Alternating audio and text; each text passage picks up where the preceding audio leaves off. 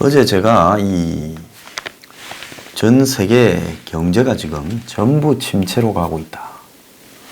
그래서 미중 무역 전쟁 때문에 침체가 아니라 침체되니까 미중 무역 전쟁이 생기는 거죠.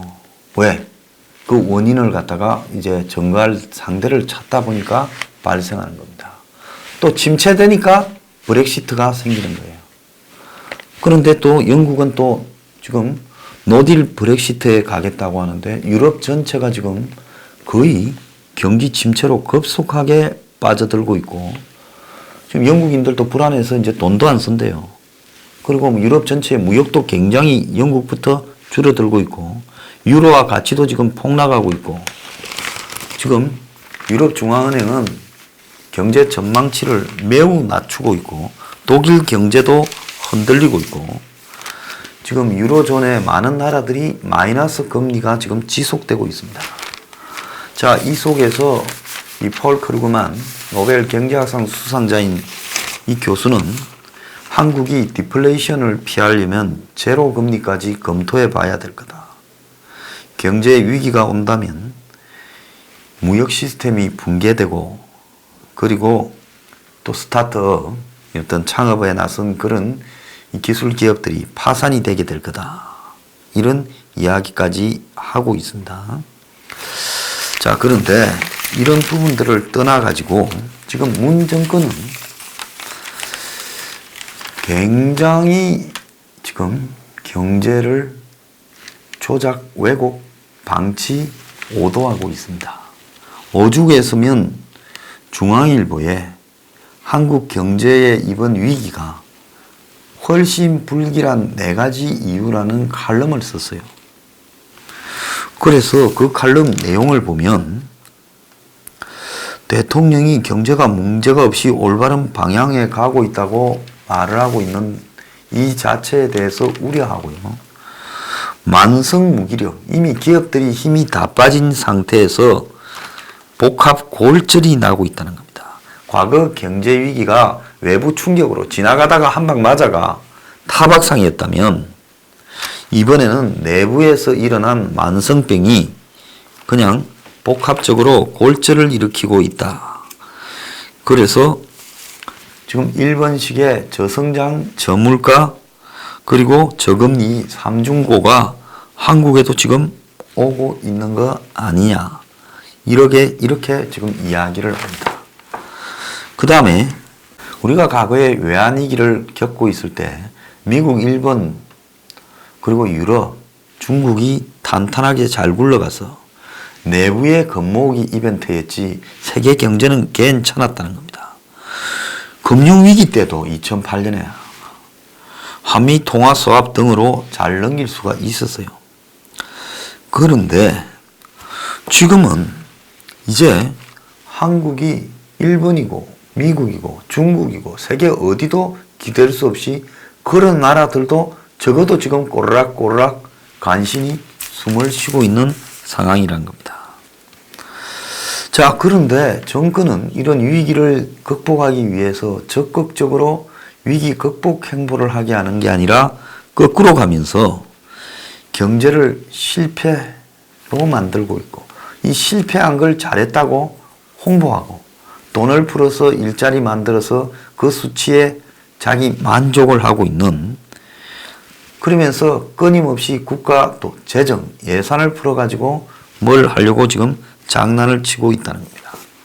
그러니까 오늘 어떤 기사까지 나왔는가 하면 통계 장난 언제까지 할 거냐. 이 중앙일보에 나온 이야기예요.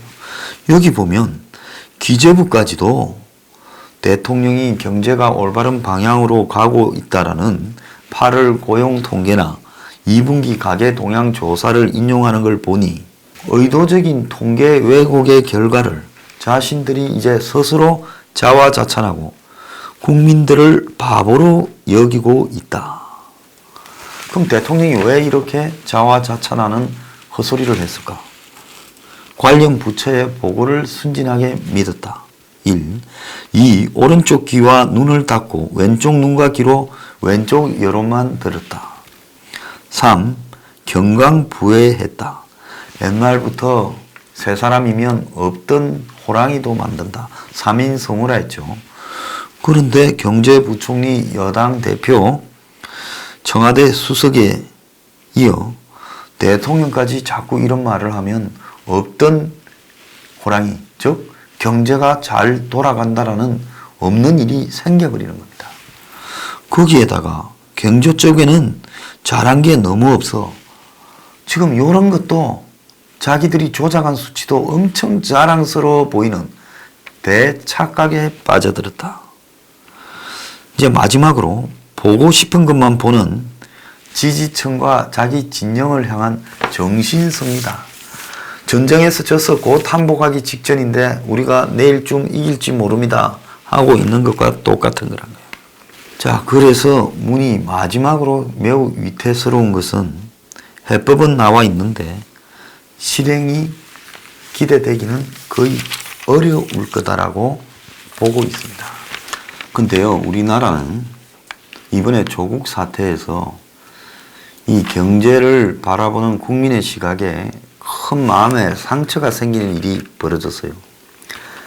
좌파들이 그래도 선동적인 경제학을 주장하고 또 선동 경제를 하지만은 정의로울 거다, 공정할 거라 봤습니다. 그런데 이제 부모를 잘 만나야 성공하는 나라다. 그거는 좌우파가 똑같더라. 50년 동안에 신분 고착과 세습의 벽은 더욱더 고착돼 버렸다. 이제 신분을 뛰어넘는 게 거의 불가능해져 버렸고, 그래서 지금 조국 사태에 본인이 좌파라고 생각했던 사람들도 엄청나게 충격을 느끼고 분노를 하고 있습니다. 결국은 내 운명은 평생 가도 벗어나지 못하고 맴도는구나. 그래서 기술이고 재능이고 개인적으로 능력을 가진 것은 중요하지 않고 학벌과 그 학벌도 만들어지고 대부분이, 그리고 부모의 재산, 이게 전부고, 그리고 상류층끼리의 네트워크를 통해서 온갖 비리와 부정이 다 저질러지는구나. 그래서 고소득층이 사교육에 투자하고, 그리고 상위 대학에 진학하고, 그리고 또 더 나은 직업을 갖고, 또 부모가 그 직업을 가질 수 있도록 스펙과 진학을 도와주는 이런 시스템이 이제 완전히 사회에 뿌리를 내리면서 우리가 그동안에 공정한 제도라고 생각했던 것이 다 공정하게 보인 허위였구나.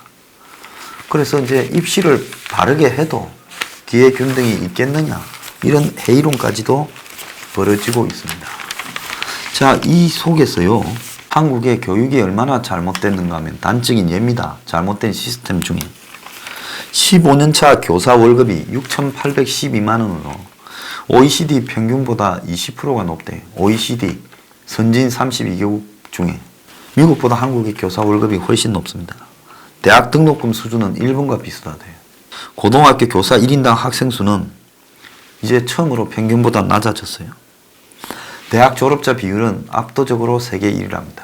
자, 이런 상황에서 갈 길을 잃은 사람들은 보수 진보 같은 이념 대립에 더 매몰되고 있어요. 경제는 비틀거리면서 국민은 불안해요. 자, 그래서 이제 마음을 다 놔버렸습니다. 이 마음을 놓은 사람들이 다 무당판이 중도도 오고 지금 굉장히 불안하게 떠들고 있어요. 그래서 결국은 이런 것들이 이제 어떻게 되느냐.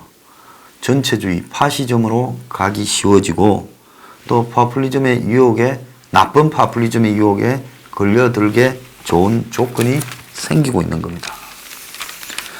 자, 미국에서도 트럼프가 백인 파퓰리즘을 선동해서 대통령이 되었고 다음 대에서는 따놓은 당상이라고 봤는데 지금 미국 경제가 순식간에 무너진다. 그러니까 좋았던 게 아니었으니까 순식간에 무너지지. 진짜 좋았다면 순식간에 무너집니까? 오늘도 보면 아마존이 6만 명을 채용한다면서 미국의 고용시장이 호황이다. 이런 기사를 한국 언론이 내보내고 있어요. 자, 백인 우월주의는 경제 불안에 점점 더 심해지고 있습니다. 우리가 주인인데 왜 우리가 가난해지냐? 왜 우리 자식의 미래가 없느냐는 미래에 대한 불안이죠. 그래서 이런 백인 우월주의의 역풍이 이제는 그 반대 진영에 하여금 똘똘 뭉치게 만들면서 트럼프가 지금 어려워지고 있는 상황이 벌어지고 있어요. 그래서 미국이 지금 어려워진 트럼프가 무역 전쟁부터 국경 장벽까지 온갖 방법을 쓰고 있습니다. 근데 궁극적인 해결 방법이 아니기 때문에 더 어려워질 거예요. 자, 그래서 오죽하면 미국의 CEO 181명하고 파이낸셜 타임즈 같은 언론이 나서서 자본주의를 새로 출발시켜야 된다. 자본주의 리셋 운동을 시작을 했어요. 자본주의를 개혁해야 된다. 그래서 지금이야말로 자본주의를 리셋할 때다. 기업들이 이윤 극대화에만 매몰될 게 아니라 근로자와 함께 나누는 사회적 책임을 가져야 된다. 그리고 한 사회의 불로소득으로 부를 누리는 불로소득 자본주의가 열심히 일하는 사람들이 보상을 많이 받는 자본주의로 바뀌어야 된다. 자, 이런 이야기를 하기 시작했습니다. 비즈니스는 이익 때문에 하지만은 목적, 돈을 벌이기 위해서는 봉사도 해야 된다. 한국에 한번 보세요. 기업이 돈만 많이 벌면 최고라고 자유시장 경제를 보수해서 계속 강조해서 대중들에게 심어 넣지 않습니까? 그런 식으로 가게 되면 서로가요, 극한적으로 갈 수밖에 없는 걸 자극하는 거예요. 그래서 오죽하면 자본주의의 본산인 미국에서 이런 이야기들까지 나오고 있겠느냐는 걸 우리가 이해를 하고요. 이 세상을 살아가는 방법을 바꿔야 된다는 겁니다. 파이낸셜 타임즈에서 자본주의를 리셋해야 된다. 그럴 시간이다라는 제목하에 칼럼에서 자유기업 자본주의를 믿는다. 저도 믿습니다. 그게 가장 효율적인 거라고 믿어요. 그렇지만은 지금 같은 형식으로는 아니다는 거죠. 더 많은 일자리, 돈, 세금을 제공하는 부를 창출하는 기반이 자유기업 자본주의다. 그렇지만은 자유자본주의 모델은 이 50년간 평화나 번영, 기술 진보 등을 가져왔지만은 또 전 세계적으로 빈곤을 줄이고 생활 수준을 높여온 것도 사실이다. 그런데 글로벌 금융위기 이후 10년 동안에 이제 이게 좀 변질이 되어서 이익을 극대화하고 그리고 주주 가치를 갖다가 극대화하는데 매몰되었어요. 과거에는 이 기업가들 중에서 자본주의 정신이라는 부분에 있어서 이 제대로 정신이 바뀐 사람이 많았습니다. 내가 기업을 해서 많이 고용하고 세금을 많이 내고 그 기업이 커가는데 만족하는 사람들이 많았죠. 그럴 때 그야말로 자본주의 정신들이 제대로 퍼져나가는 겁니다.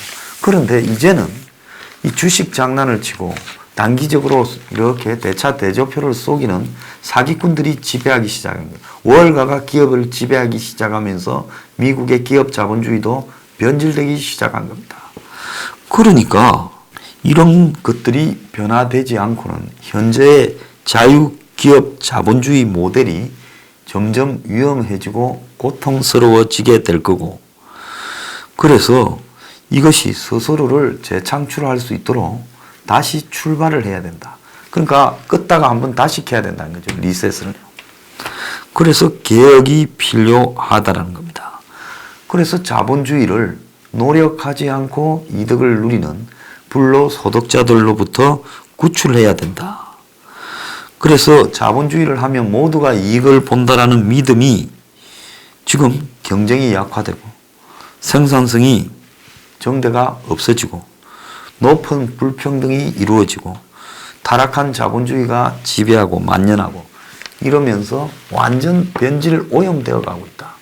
그래서 원래 이 성실과 또 노력 이런 부분에 기반을 두는 자본주의로 좀 복귀해야 된다.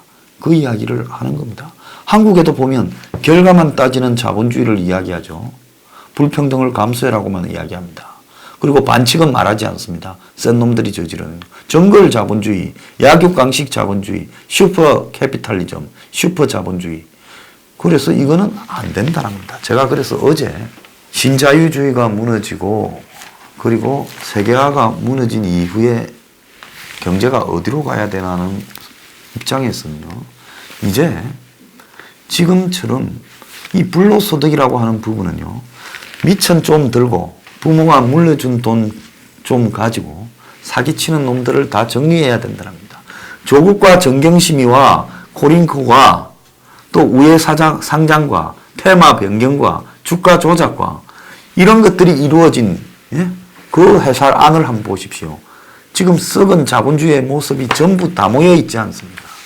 그래서 한국은 이런 자본주의를 청산해 가야 된다. 그래서 그런 부분에서 서민 포퓰리즘 15조가 적극적으로 필요하다는 겁니다. 자, 그런 모습에서 오히려 자본가들이 앞장서서 한국 같은 경우에는 주택 문제나 입시 문제, 이런 공정성 문제에 목소리를 높여야 되는데요. 기득권층은 누구도 그런 소리를 하지 않고 있다. 아직 정신 덜 차렸다는 거예요. 계속 이래 가면요, 이 사회 공산주의 됩니다. 그걸 막으려면 어떻게 해야 되겠어요? 파시즘이 되거나 공산주의가 되거나 둘 중에 하나로 갈 수밖에 없어요. 그걸 막으려면 여기서 정말 제대로 된 자본주의를 가도록 서민 포퓰리즘 15조 같은 내용들이 사회의 합의로 이루어져야 되는 겁니다.